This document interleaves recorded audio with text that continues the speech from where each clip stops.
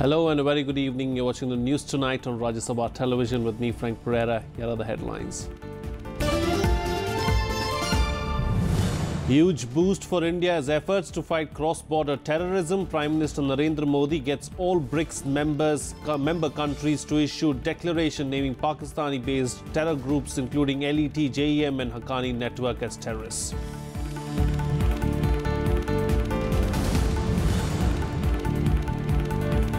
Prime Minister Narendra Modi says BRICS has developed a robust framework for cooperation in a world drifting towards uncertainty.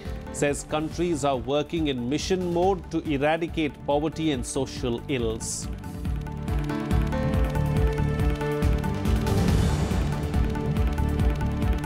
"49 infants have died in Farrukhabad district of Uttar Pradesh in just 1 month. Chief Medical Officer and Chief Medical Superintendent sacked.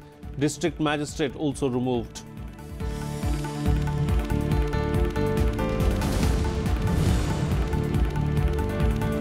And in Jammu and Kashmir, 2 terrorists are killed in an encounter with security forces in Sopore in Baramulla district. Pakistani army violates the ceasefire in Mankot sector area along the LOC of Poonch.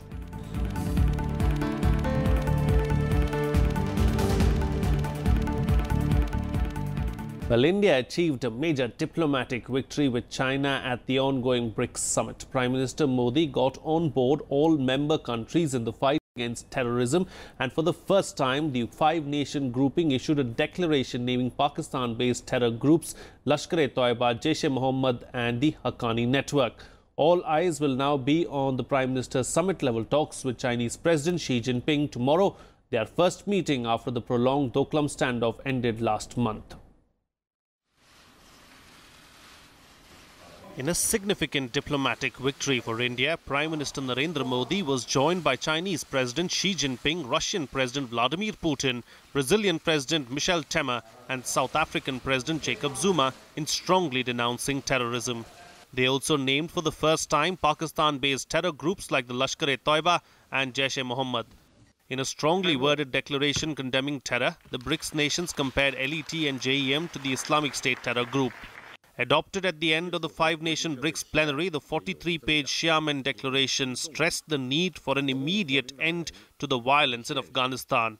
The statement by the BRICS leaders said, "We strongly condemn terrorist attacks resulting in death to innocent Afghan nationals. We, in this regard, express concern on the security situation in the region and violence caused by the Taliban, ISIL, Al-Qaeda and its affiliates including Eastern Turkestan Islamic Movement of Uzbekistan, the Haqqani network, Lashkar-e-Toiba, Jaish-e-Mohammed, TTP and Hizb ut-Tahrir."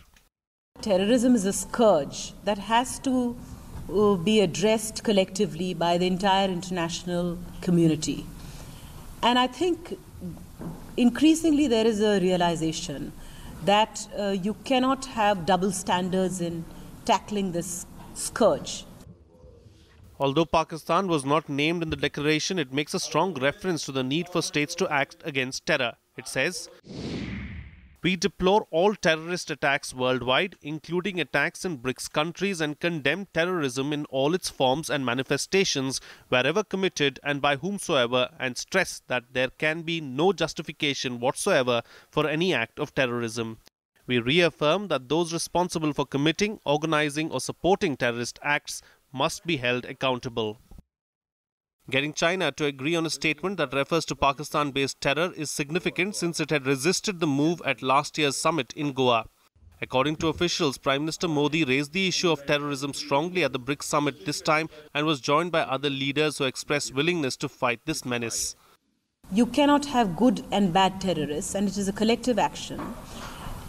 Members of the BRICS countries have themselves been victims of terrorism. And I would say that what has come out today acknowledges the fact that we must work collectively in handling this. The BRICS nations also agreed on an India-sponsored comprehensive convention against international terrorism. The consensus statement of the member countries found a prominent place in the joint declaration. However, after being part of such a strongly worded declaration on terrorism and indicting Pakistan-based terror groups, it remains to be seen how China will act on the designation of Jaish chief Masood Azhar as a global terrorist by the UN. Currently, China has put on hold the proposal moved by the US and some other countries at the UN Sanctions Committee. This would not be very easy for China to speak against Pakistan-sponsored terrorists. But once China has done it, it means it wants greater cooperation with India. Now, India might reciprocate it positively in coming days. Akhilesh Suman for Rajya Sabha Television with camera person Shiv Kumar. Well, after the diffusion of the Doklam standoff last week, both India and China have given positive signals of cooperation in the 9th summit being held in Xiamen. Prime Minister Modi urged all BRICS nations to be part of the India and France-led International Solar Alliance. Member nations also called for speeding up the creation of the BRICS Credit Rating Agency to counter the manipulation by Western agencies to distort funding by international lending companies. Here are more details on the 4 agreements signed. Welcomed on the podium by Chinese President Xi Jinping at the 9th BRICS Summit, Prime Minister Narendra Modi made a strong case for the Indian economy. He listed the strengths of India's digital economy for investors from China and other member countries. India has also found that technology and digital resources are powerful tools in fighting poverty and corruption. A strong BRICS partnership on innovation and digital economy can help spur growth, promote transparency, and support the sustainable development goals. The Prime Minister also mentioned smart city projects and the growing township opportunities in India. He said renewable energy could be a binding force for cooperation. In this regard, he also invited BRICS members to join the International Solar Alliance. BRICS countries can work closely with ISA to strengthen the solar energy agenda. Our 5 countries have complementary skills and strength to promote use of renewable and solar energy. The NDP can also establish an effective link with ISA to support such cooperation. Prime Minister Modi later took part in the Business Council meeting where he called upon member nations to come together for development. He also urged them to take part in the Make in India and Startup India endeavours. Later, Prime Minister Modi met Russian President Vladimir Putin and Brazilian President Michel Temer on issues of bilateral importance. Modi also attended a banquet hosted by Chinese President Xi Jinping for BRICS heads of governments. Akhilesh Suman's report for Rajya Sabha TV. Well, back home, another tragedy struck a UP hospital, this time in Farrukhabad. In what seems like a repeat of Gorakhpur, 49 newborns lost their lives in 30 days at the Ram Manohar Lohia Government Hospital. An investigation by the city magistrate said deprivation of oxygen was the cause of most of the deaths. The DM, Chief Medical Officer and Chief Medical Superintendent of the hospital have been sacked. In less than a month after over 70 children died in Gorakhpur state-run hospital, a similar shocker has come from Farrukhabad district of Uttar Pradesh. As many as 49 infants died in the last 30 days at the Ram Manohar Lohia hospital in the district due to lack of oxygen and shortage of medicines. The deaths were reported between July 20th and August 30th in the neonatal ICU and 19 during deliveries. Chief Medical Officer and Chief Medical Superintendent have been sacked. The district magistrate has also been removed.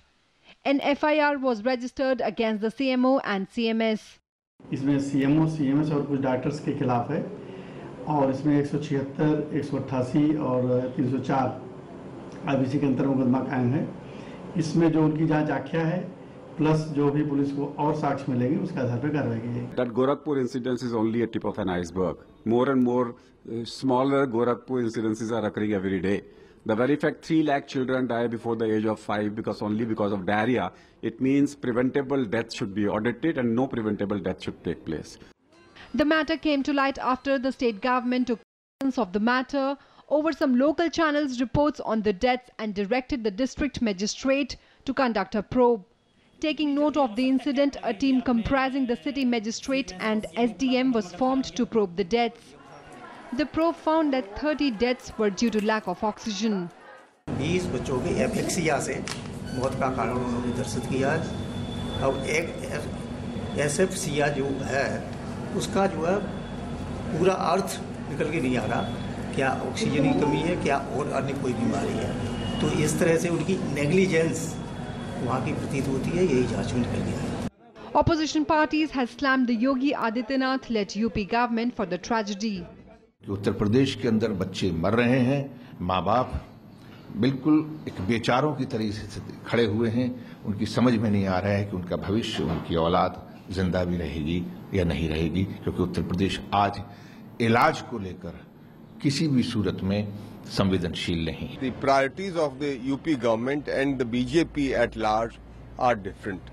They are not paying attention to the health of children, the mothers, and the poor marginalized sections of Indian society. It is so shocking, so tragic, and these deaths can be avoided if the public health system in Uttar Pradesh is properly audited by the government, and particularly after the Gorakhpur tragedies, when hundreds of children literally have died. Meanwhile, doctors have gone on strike at the Ram Manohar Lohia Hospital after the FIR was registered. Bureau Report, Rajya Sabha TV. Well, another big news now. A day after Pakistani army violated the ceasefire near Poonch, 2 terrorists were killed in an encounter in Sopore on Monday morning. The dead men are suspected to be a part of the Hizbul Mujahideen terror outfit. 2 militants were killed in an encounter in Sopore in North Kashmir on Monday morning. In a joint operation, Police, Indian Army and Central Reserve Police Force personnel cordoned off Sopore's Chake-e-Brath area, receiving intelligence about the presence of the 2 militants.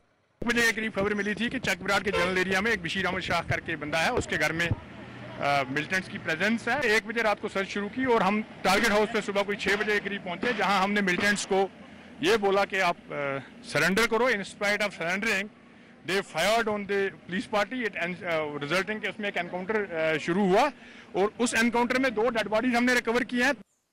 When the militants opened fire, security forces retaliated, killing both of them. Both militants are believed to be part of Hizbul Mujahideen terror outfit. 2 AK-47 rifles and a INSAS rifle was recovered from the site. Meanwhile, the Pakistani army also violated ceasefire in the Mankot sector area along the line of control of Poonch on Sunday. Bureau Report, Rajya Sabha TV. Well, another news now. Vice President M. Venkaiah Naidu has said caste as an institution has lost relevance today. Stating that it was time that government shifted the focus to inclusive growth, he blamed political parties for keeping it alive for ulterior purposes. Addressing civil servants in Hyderabad on Monday, the Vice President asked political parties to stop using caste as a tool. He also said that a corrupt system hurts the country and stated that inclusive growth should be the lone agenda for governments. He also spoke of how Prime Minister Narendra Modi has asked him to make the Swachh Bharat Abhiyan a people's movement. The Vice President was speaking at the 92nd Foundation course for All India Civil Services Officers at Hyderabad. So the day should focus more on inclusive growth. And every Indian should feel that I have a stake in the system. I am part of this developmental process. Otherwise, democracy, freedom has no meaning. Even after 70 years of Swaraj, some of these inequalities, they are staring at us. So we have to address them. I'm happy the governments are addressing it. Irrespective of political this thing, one has to address these issues of inclusive growth, bringing into the net of the development. Because development is the need of the hour. The Vice President M. Venkaiah Naidu is on a 3-day tour of Hyderabad. He started the day by offering prayers at the famous Ganesha Pandal at Khairatabad. Speaking on the occasion, Naidu said spirituality is one of the major strengths of India. Here's a report.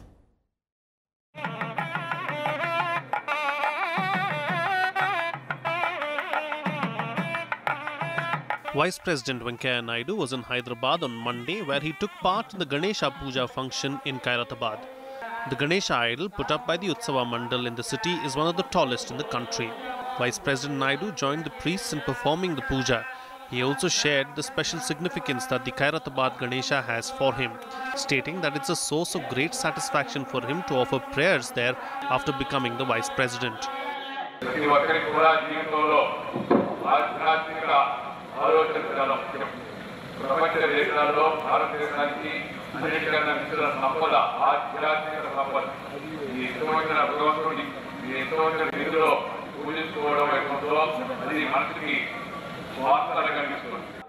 The Utsava Mandali has been performing this puja for the last 62 years. While wishing prosperity to the Telugu states, the Vice President spoke on the urgent need to eliminate hunger and corruption. Sandeep Yash's report for Rajya Sabha Television in Hyderabad. Several new ministers took charge after the cabinet expansion on Sunday. Many portfolios of ministers were also changed. The new ministers underscored their priorities. Here's more. Petroleum Minister Dharmendra Pradhan took additional charge of the Skill Development Ministry on Monday. Anand Kumar Hegde also assumed his new role as Minister of State in the Skill Development Ministry, created 3 years ago with a focus on job creation. लगभग 10 करोड़ नौजवान हर एक साल भारत की job market में आते हैं। हम लोगों की जिम्मेदारी है इन लोगों को एक स्वाभिमान की जिंदगी जीने की मौका हम दें। उस काम पे ये सरकार तत्पर है। पिछले 3 साल में एक नया विभाग गठन करके हमने इनिशिएटिव शुरू किया है, उसको एक गति देना है। Gajendra Singh Shekhawat and Krishna Raj took charge as MOS for agriculture. They said their priority will be to achieve the objective to double farmers' income by 2022. माननीय प्रधानमंत्री जी का जो लक्ष्य है कि हम 2022 तक किसान की आमदनी दोगुना करेंगे, उसको पूरा करना हम सब की प्राथमिकता भी है और कर्तव्य भी है। परंपरागत खेती में वर्षों से अपनी भूमिका अदा करती हैं, उनको एक नए मुकाम पे पहुंचाना और उनको कृषि महिला कृषक के रूप में लोग जाने, ऐसा हमारा प्रयास है। Taking charge as the new MOS Health and Family Welfare, Ashwini Kumar Chaubey said enhancing awareness on public health and reducing people's dependence on medicines will be high on his agenda. सभी आरोग्य रहें ये कल्पना करते हुए सभी भद्र हों और सभी एक दूसरे पीड़ित मानवता की सेवा में लगे रहें, यही हमारा शाश्वत है। Olympian Rajyavardhan Singh Rathore took over as Minister of State independent charge for youth affairs and sports. He said his ministry will make sure that sportspersons get both facilities and respect. इस मंत्रालय का जो लक्ष्य रहेगा, जो philosophy रहेगी, वो होगी सम्मान और सुविधा। हर खिलाड़ी के लिए सम्मान और जो देश के लिए खिलाड़ी खेल रहे हैं उनके लिए सुविधा। 4 ministers were elevated to the cabinet rank and 9 new ministers were inducted as Minister of State in a major cabinet rejig by Prime Minister Narendra Modi on Sunday. With inputs from Navikram Singh and Kriti Mishra, Bureau Report, Rajya Sabha TV. Well, it's time for a short break now, but news and updates will continue on the other side. Stay tuned. We'll be right back.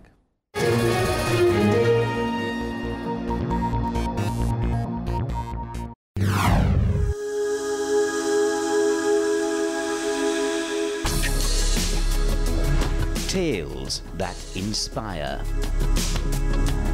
Stories of social change.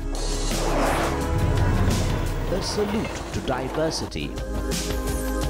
Promoting public discourse. Events that motivate. Inspiring the innovative spirit. Watch Rajya Sabha television documentaries.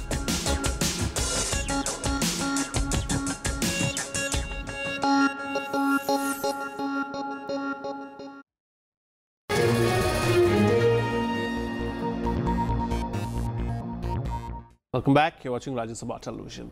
Well, former Union Minister and Trinamool Congress MP Sultan Ahmed passed away on Monday after a cardiac arrest at his residence in Kolkata. The 64-year-old MP is survived by his wife and 2 sons.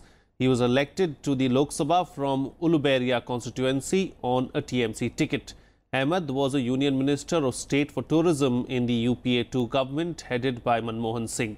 He was elected to the West Bengal Assembly twice. Chief Minister Mamata Banerjee condoled his death, while Governor Keshrinath Tripathi also expressed grief at the passing away of Ahmed.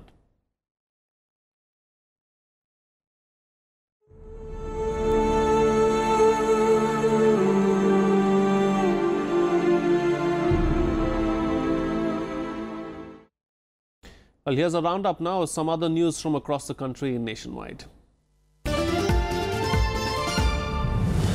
A special court granted bail to industrialist Naveen Jindal and others in a case related to the allocation of a coal block in Madhya Pradesh. Special Judge Bharat Parashar granted the relief on a personal bond of 1 lakh rupees each and a surety of a similar amount.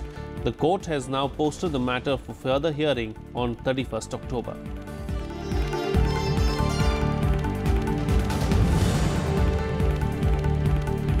Uttar Pradesh Chief Minister Yogi Adityanath and his two deputies Dinesh Sharma and Keshav Prasad Maurya, along with two ministers Swatantra Deo Singh and Mohsin Raza, will file their nomination papers for the bypolls of the State Legislative Council. They are required to get elected as MLAs or MLCs by the 19th of September, as none of them is a member of either house.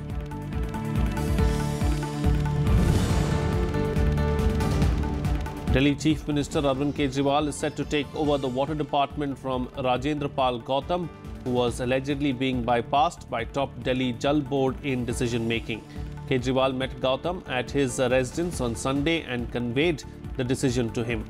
This will be Kejriwal's first ministerial portfolio since taking over as Chief Minister in February 2015.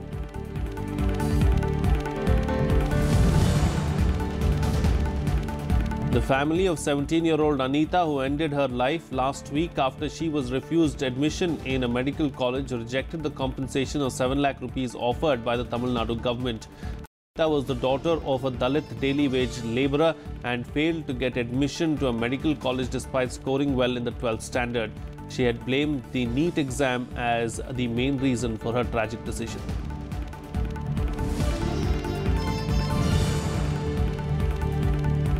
The National Green Tribunal today issued show-cause notices to the Delhi government, the East Delhi Municipal Corporation and others over the Ghazipur landfill collapse.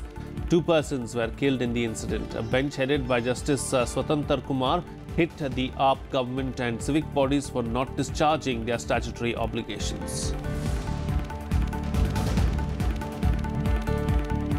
Moving on now, a second Indian student has died in Houston days after she was rescued from a swollen lake in the U.S. state of Texas, where Hurricane Harvey wreaked havoc.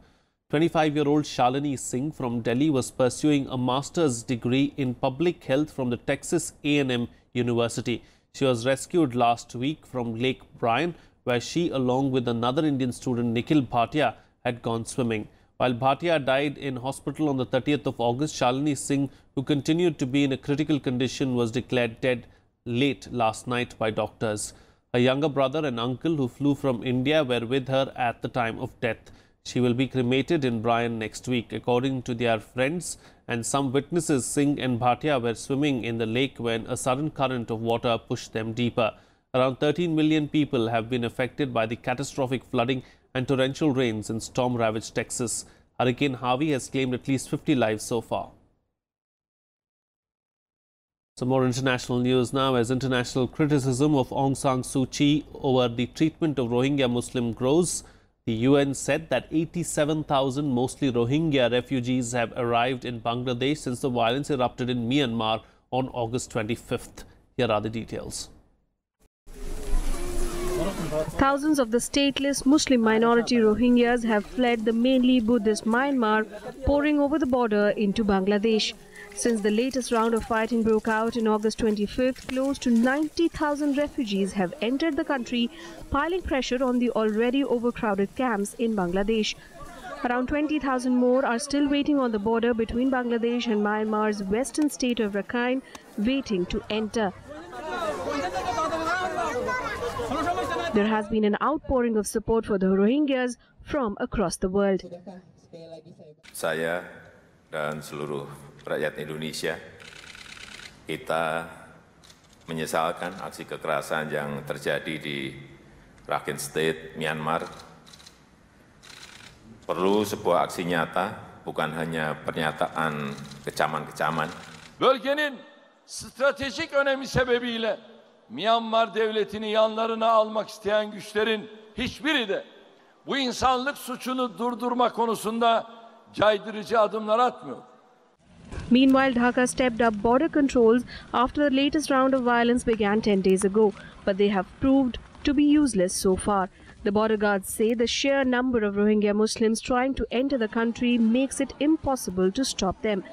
However, the truth is Dhaka does not have the resources to house these refugees. The UN says most of the new arrivals are living in the squalid camps, already housing hundreds of thousands of refugees. Many lack shelter from the heavy monsoon rain, and hundreds of new makeshift shelters have sprung up on the outskirts of the sprawling camps as a result. Bureau Report, Rajya Sabha TV. Well, let's now shift focus and bring you up to speed with some news from the world of sports and Sports Beat. India beat Sri Lanka by 6 wickets in the 5th and final ODI to win the series 5-0 in Colombo yesterday. The men in blue defeated the Lankans by 6 wickets. By winning all games, India became the first visiting country to inflict a 5-0 defeat on Sri Lanka. Skipper Virat Kohli made unbeaten 110 and Manish Pandey scored 36 with a 99-run stand for the 3rd wicket with the skipper. Bhuvneshwar Kumar was the highest wicket taker with a tally of 5 for 42. Electing to bat, the hosts were all out for 238 in 49.4 overs.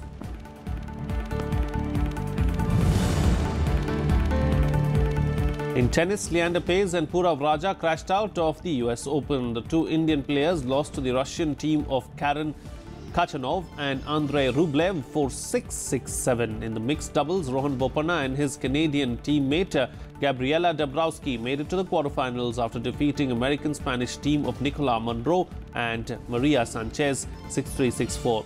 In the women's doubles, 4th-seeded Indo-Chinese duo of Sania Mirza and Shui Peng stormed into the last 8 with a 3-setter win over the Romanian-Spanish pair of Sorano Cristi and Sara Torno.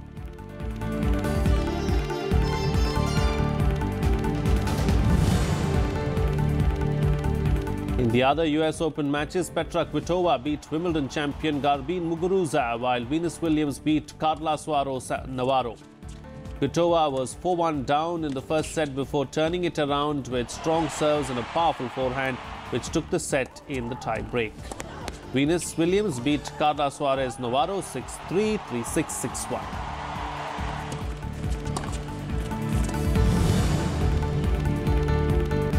Lewis Hamilton won the Italian Grand Prix, which sent him to the top of the Formula One World Championship.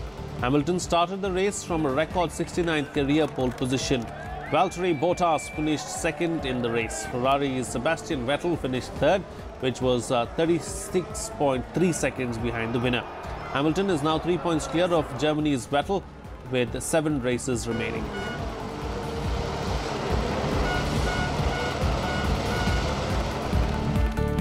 Well, that's it on this newscast. Good night.